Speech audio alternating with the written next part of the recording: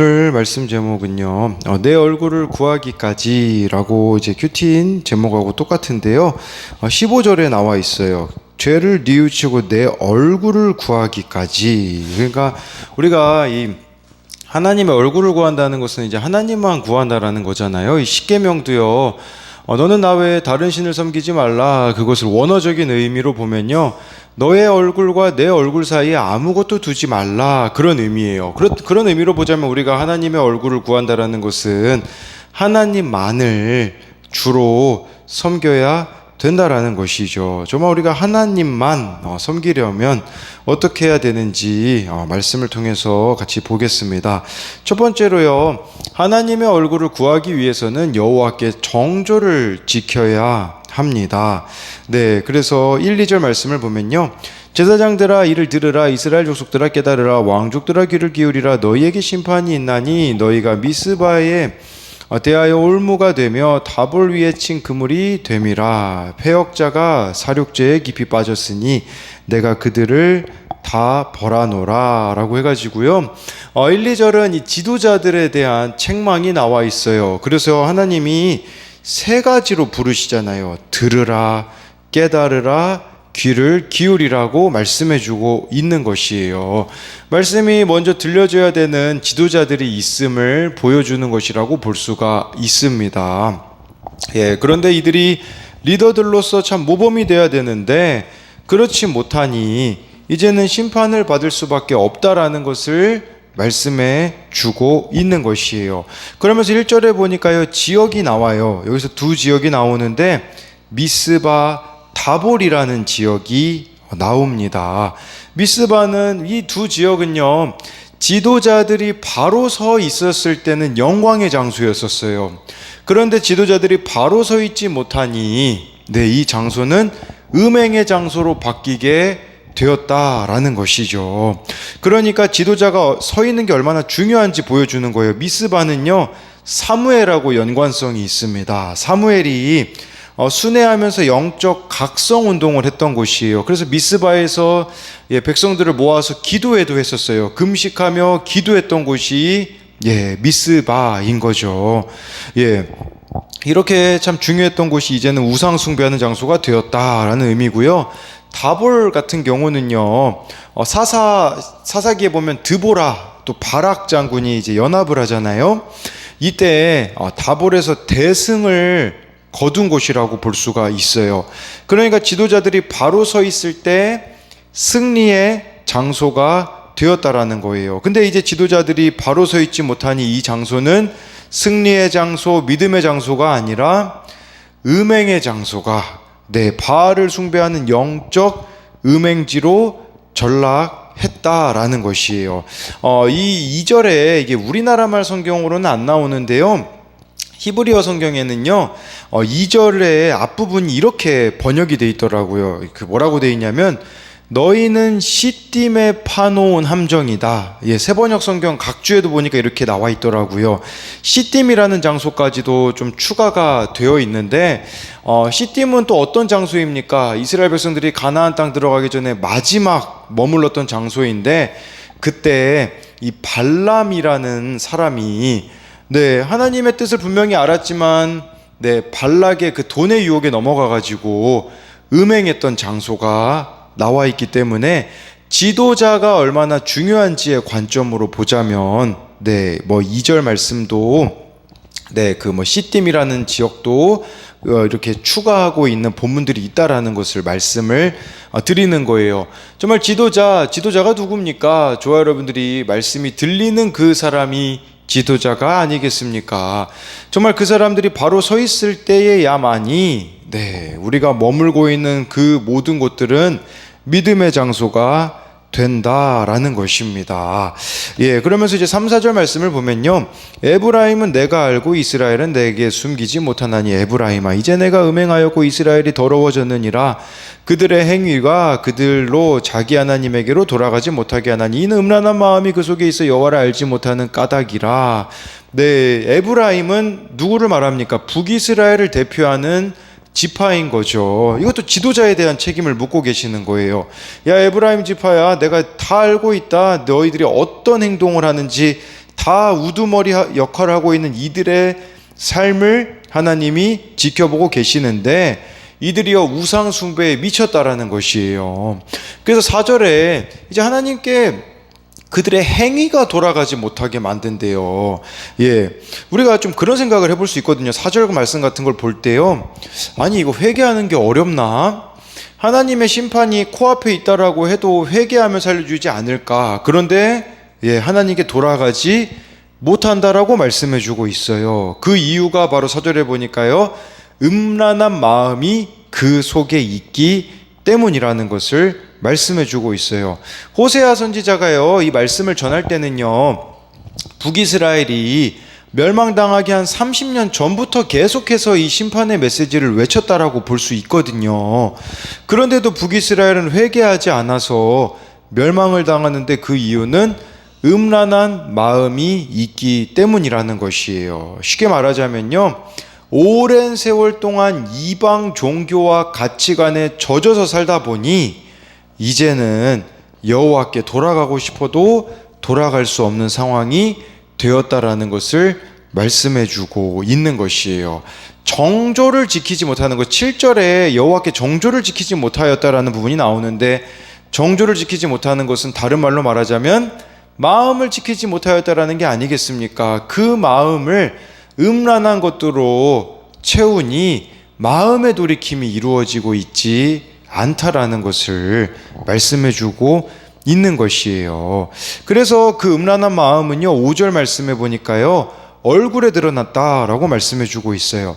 이스라엘의 교만이 그 얼굴에 드러났나니 그 죄악으로 말미암아 이스라엘과 에브라임이 넘어지고 유다도 그들과 함께 넘어지리라. 음란한 마음이 되니 그 음란한 마음이 얼굴로 드러나요. 그 얼굴로 드러난 걸 바로 교만이라고 말씀해주고 있는 것이요. 교만이 뭘까요? 교만은요, 내 죄가 보이지 않는 겁니다. 자신의 죄인됨을 인정하지 않는 거죠. 무엇이 이들을 교만하게 만들었을까요? 그것은 바로 자신들이 이룬 성취와 풍요라고 할 수가 있어요. 풍요랑 번성이라는 이 결과를 내려놓지 못하기 때문에 하나님 한 분께로만 돌이키기가 어려워졌다라고 볼 수가 있어요. 그랬을 때 이들이 6절에 보면요, 그들이 양떼와 소떼를 끌고 여호와를 찾으러 갈지라도 만나지 못할 것은 이미 그들에게서 떠나셨음이니라 라고 말씀해주고 있어요. 하나님께 나아가려면요, 정말 교만함을 버리고 음란한 마음을 버려야 되는데 버리지 못하니, 양떼와 소떼는 이거 하나님께 드리는 제물 아니겠습니까? 가지고 와도 하나님이 그들을 만나주지 않으신다라고 말씀해주고 있어요. 우리에게 음란한 마음과 교만이 뭘까요? 나의 야망, 나의 욕심을 버려야 되거든요. 근데 지금 이들이 우상 숭배하듯이 하나님을 섬기려고 하기 때문에 하나님을 만나실 수가 없는 거예요. 우상 숭배하듯이 하나님 만난다라는 것은 무슨 말일까요? 하나님을 달래서 내 야망을 이루려고 하는 시도가 우상 숭배예요. 나의 욕심을 버리지 않고 하나님을 잘 섬길 수 있다라고 생각하는 게 바로 우상 숭배라고 볼 수가 있는 것이에요. 우상인 바알은 그렇게 섬길 수 있을지 모르나 하나님은 그렇게 해서 만날 수 있는 분이 아니라는 것이에요. 그런 그들을 향하여서 하나님은요, 정조를 지키라고 하십니다. 그게 7절에 나와요. 그들이 여호와께 정조를 지키지 아니하고 사생아를 낳았으니 그러므로 세 달이 그들과 그 기업을 함께 삼키리로라 라고 말씀해 주고 있어요. 북이스라엘이 하나님께 정조를 지키지 않았다. 이 정조 지키지 않았다라는 것은 하나님을 향한 순결을 지키지 않았다라는 의미가 되겠죠. 그것이 바로 정조를 지키지 않은 게 지금 이야기 드렸던 것처럼 음란한 마음, 교만함을 버리지 않았다라는 거예요. 그러니까 어떤 일이 벌어집니까? 사생아를 낳았대요. 사생아는요, 이방인을 뜻하거든요. 아니 이게 참, 하나님의 백성인 이스라엘이요, 하나님만 섬기지 않으니까 쉽게 말하면요, 이방인이 되어 버렸다라는 것이에요. 그러니까 하나님의 선택받은 백성이라는 정체성을 잃어 버렸다라는 거죠. 그러니 세 달이, 7절에 세 달이 나오잖아요. 이것은 하나님께 지켰던 절기 중에 하나인 월삭을 말하는 거거든요. 하나님을 예배하며 시작해야 할 세 달인 이 월삭이 오히려 심판과 형벌의 날이 될 거라고 말씀해주고 있는 것이에요. 하나님을 믿는 척하지만 이들의 속에는요, 음란한 마음과 교만으로 가득 차 있으니 말씀이 들리지 않는다라는 것을 말씀해주고 있는 것이에요. 내가 하나님과의 이 정조를 지키고 있지 않기 때문에 말씀이 들리지 않으며 사명을 감당하지 못하고 있음을 보여주는 것이라고 할 수가 있습니다. 그래서 이것에 대한 적용 질문은요, 가정과 학교, 직장 등 내가 속한 공동체에서 영적으로 바로 서 있어야 할 일은 무엇입니까? 아까 지도자들이 바로 서 있을 때 그 장소들은 영광의 장소였지만 지도자들이 바로 서 있지 않으니 음행의 장소, 영적 음행의 장소가 되어 있던 것처럼 저와 여러분들이 바르게 서 있어야 할 곳, 또 있어야 할 일이 무엇인지를 묻는 것이고요. 두 번째요, 나에게 말씀이 들리기 위해 버려야 하는 음란한 마음과 교만은 무엇입니까? 하나님께 정조를 지키지 않는 게 음란한 마음과 교만이라고 볼 수 있는데요. 내가 버려야 되는 음란한 마음, 교만이 무엇이 있느냐라는 것입니다.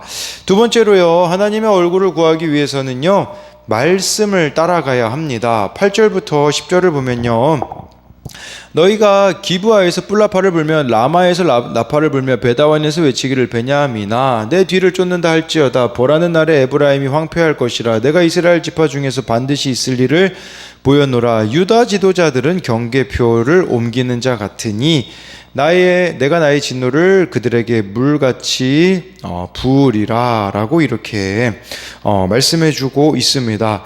이 말씀의 배경은요, 북이스라엘과 남유다의 그 전투를 배경으로 해요. 그래서 이 8절에 여러 가지 해석이 있거든요. 근데 뭐 그 중에 한 가지로 보자면 이스라엘의 기원전 735년에 이스라엘의 도발에 자극을 받았던 유다가 이제 북이스라엘을 침략하는 일로 이 전쟁이 시작되었다라고 볼 수가 있어요. 그래서 여기 보면 이제 8절에 기브아, 라마, 베다웬이 나오잖아요. 이게 그 북이스라엘 지역의 맨 밑에 있는 곳을 가리키고 있거든요.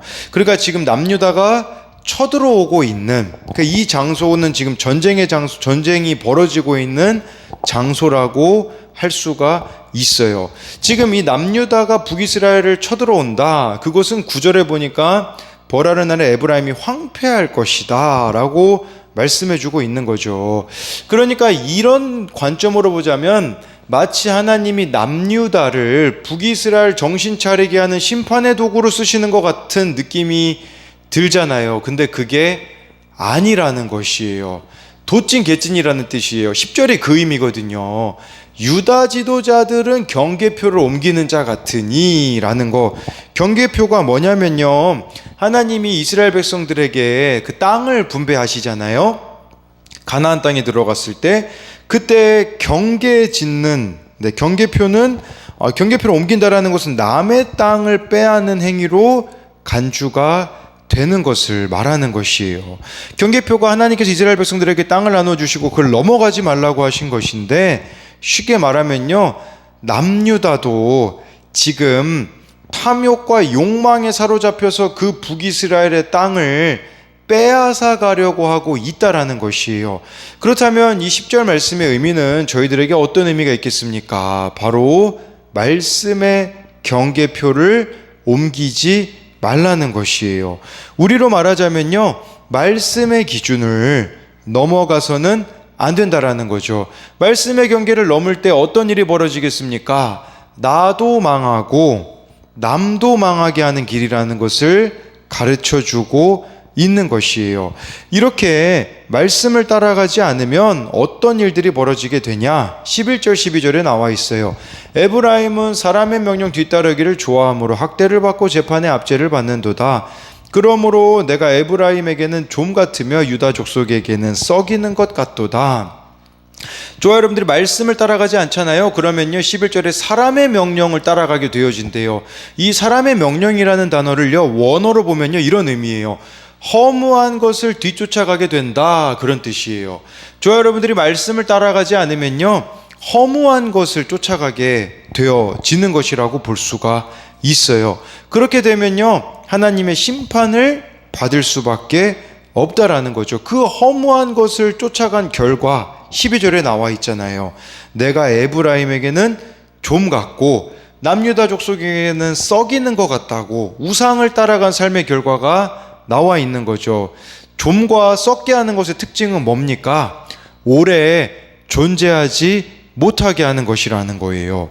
말씀의 경계선을 넘어가 가지고요, 이 북이스라엘과 남유다가 탐욕을 부리며 서로 압제하고 싸우고 이득을 추구했지만 결국 이 모든 것은요, 좀이 쓸고 하나님이 썩게 하실 것이라는 것을 말씀해 주고 있는 것이에요. 이 좀 썩는다라는 거 볼 때 좀 떠오르는 말씀 있지 않습니까? 마태복음 6장 19절에 20절에 예수님이 이런 말씀을 하세요. 너희를 위하여 보물을 땅에 쌓아두지 말라. 거기는 좀과 동록이 해하며 도둑이 구멍을 뚫고 도둑질하느니라. 오직 너희를 위하여 보물을 하늘에 쌓아두라. 거기는 좀이나 동록이 해하지 못하며 도둑이 구멍을 뚫지도 못하고 도둑질도 못하느니라 라고 말씀해주고 있는 것이죠. 보물을 하늘에 쌓아둔다라는 건 무슨 말일까요? 하나님 한 분만 바라고 구하며 살아가기 때문에 풍요를 찾아서 다른 신들에게 기웃거리지 않고 자신의 이득을 위해 이웃의 경계표를 옮기지 않고 억압과 착취 없는 삶을 살아가는 것이라고 볼 수가 있습니다. 그렇게 하나님만 구하고 바라라고 하나님께서는 우리들에게 사건을 주시거든요. 돌이키라고 주시는 사건이 14절 15절에 보면 나와 있어요. 내가 에브라임에게는 사자 같고 유다 족속에게는 젊은 사자 같으니 바로 내가 움켜 갈지라 내가 탈취하여 갈지라도 건져낼 자가 없으리라. 그들이 그 죄를 뉘우치고 내 얼굴을 구하기까지 내가 내 곳으로 돌아가리라. 그들이 고난받을 때에 나를 간절히 구하리라 라고 이렇게 말씀해 주고 있습니다. 예, 그래서 여기 말씀에 보면요, 예, 이 북이스라엘과 유다, 남유다에 의해 무시당한 하나님께서요, 사자처럼 달려들어서 이들을 갈기갈기 찢으신다라는 거죠. 네, 하나님은 탈취하는 사자 같은 사건으로 다가오셔서, 예, 그 다가오시는 목적이 어디 있습니까? 15절에 나와 있잖아요. 죄를 뉘우치라는 거죠.